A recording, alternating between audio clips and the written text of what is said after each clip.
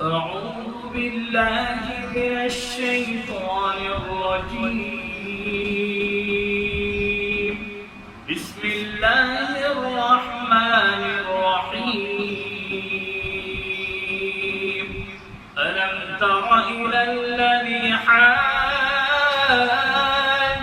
إبراهيم في ربه أن آتاه الله الملك إذ قال إبراهيم ربي الذي يحيي ويميت قال أنا أحيي وأميت قال إبراهيم فإن الله يأتي بالشمس من المشرق فأت بها من المغرب فبهت الذي كفر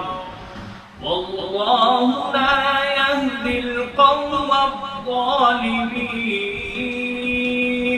أو كالذي مر على قرية وهي خاوية على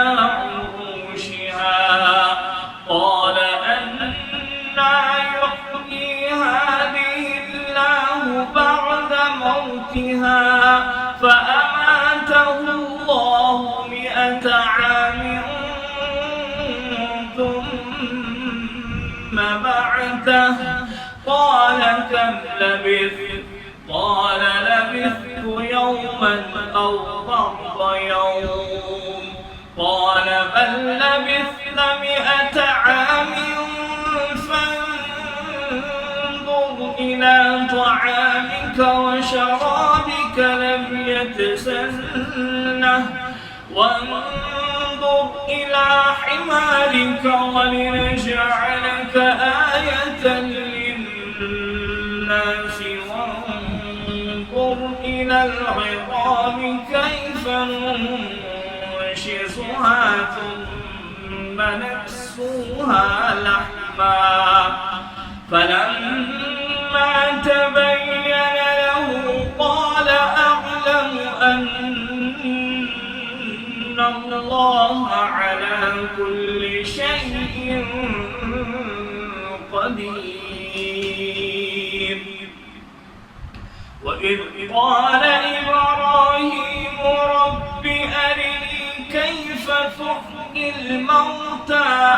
قال أولم تؤمن قال بلى ولكن ليطمئن قلبي قال فخذ 4 من الطير فصرهن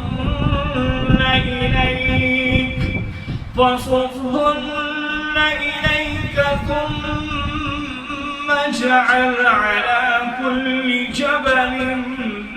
منهن جزءا ثم اجعل على كل جبل منهن جزءا ثم ادعهن يأتينك سعيا واعلم أن الله عزيز حكيم. صدق الله